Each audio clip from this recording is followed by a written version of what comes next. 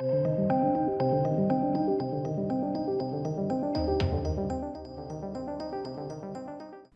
let's get on to the ending explained of Hellraiser 2022. And this is where we have to talk about Voight and his obsession. So throughout the movie, just as a quick recap before we get to the ending, because I think that's important, we intro with Voight claiming his prize. He's got a massive party of just out and out debauchery, people fucking left, right and centre, and he's got a victim that he's clearly chosen, someone out of place. This victim is then coerced into a secluded room with all these intricate things around the side, and also artwork, and the artwork seemingly is representative of the Cenobites. Voight makes this guy, doesn't make him, but alludes to, you need to solve this puzzle, I get a prize. You've seen it in the trailer. He solves the puzzle, and then it forms the Leviathan configuration. Now, he then bows before Leviathan and says, grant me this boon. We don't know what it is, but we do later on. Each time Leviathan is summoned, you can choose a gift. The gift is perfectly represented by each configuration now of the box. So knowledge, power, resurrection, pleasure, all of these kind of things, experience. The first time he had Leviathan come to him, he chose pleasure. Sensation, it was sensation. And obviously the sensation wasn't to his liking. The sensation was horrendous. It was an intricate sort of mechanism which ran through his body, functioned almost like a heart as well, and would pull on each nerve and thread, and at each point, just as he was getting used to it, it would be another one, another one, another one. So he'd constantly be in pain, basically. And as he says, because he's alive later in the film when he speaks to Trevor, every second is a lifetime for me, because he's in absolute pure agony. So Voight orchestrates the entire events of the film. He wants another audience with the Leviathan. And he does. He gets another audience with the Leviathan. But not before having a discussion with Pinhead, the new Hell Priest. And he discusses with her, I don't want any of your gifts. Take them back. I don't want anything from you. I just want, let me die. Literally, just let me die. Please let me die. Gifts cannot be given back, is the priest's reply. You cannot give the gifts back. But then there's almost an epiphany moment in Pinhead, the priest, saying about everything that he sought wasn't pleasure, it was power. It was dominion, it was dominance over people. He wanted power. That's what he actually wanted. So she suggests to Voight that he can choose power instead. Leviathan configuration, right?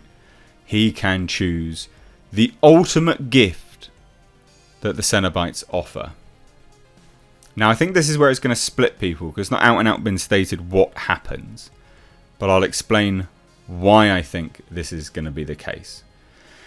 I think we are seeing a Cenobite be created. So a massive hook comes down from Leviathan, spears Voight through the chest, and chains him up, pulls him all the way up into Leviathan. And at the end credits of just before we close to the credits of the film, we watch a new Cenobite creation. And it's this very angelic, holy experience. Beautiful even. And it's a very good play on angels to some, demons to others. He always viewed them as angels. And this is perfectly representative of that.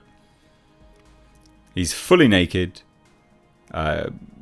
hairless, completely, and he's watching around, and there's this angelic humming music and things like that. He's looking around and he's all confused, and beautifully done.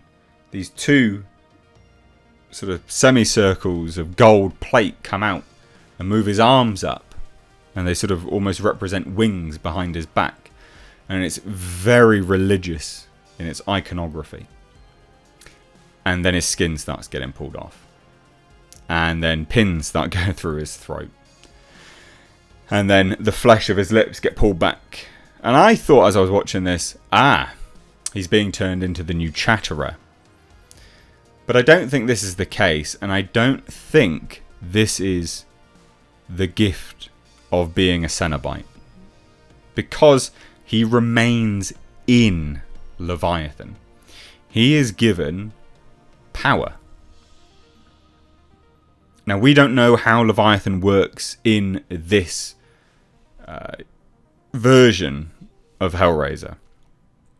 But what if this version of Hellraiser, this Leviathan, is powered by souls? It requires a soul to almost pilot the mechanism. It's very mechanical, isn't it, in its design? Very puzzle mechanic orientated. So what if this Leviathan, and what we witness, is actually Leviathan claiming a new pilot?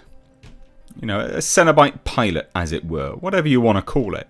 But someone to maneuver and control, or be a vehicle to power the machine, the infernal beast, the eternal damned, diamond in the sky. Because if we're just watching a Cenobite be created, I like that, and that could be the case. We have just watched a new Cenobite be created. His eyes turned and things like that. It could very well be that. But we close the movie on him still in Leviathan, strung up in, a crucifix pose. And I believe he has now become a vehicle for Leviathan's power. So that's my ending explained of Hellraiser 2022. I think we close with him being the new conduit for Leviathan, the power to run through, or a pilot, however you want to call it. It's not out and out explained. I think it's very much open to interpretation. But if the Leviathan configuration equals power, it's the best gift the Cenobites can offer. And he didn't want any pain. He just wanted power. And the dialogue is dominion over others, dominance over others. That's what you seek. You seek power. And then they give them that. I would say that's probably what it is. Now, being the vehicle in Leviathan is probably not going to be a gift. We know that every gift the Cenobites can offer is not an actual gift. We know that the gifts are twisted. And that's why Riley chooses not to bring her brother back, and why she chooses lamentation, to lament her decision further down the line, hence the lament configuration. But if she chose Lazarus, the Lazarus configuration, the gift of resurrection, would he have actually come back properly? No, of course not. So don't mistake the ending explained here being that Voight has got some grand gift. It's probably torture for all eternity. But power, I guess. Dominion of location over others. Maybe. However you want to look at it. But there you have it, ladies and gents. I hope you enjoyed this video. Go watch the movie. Take care.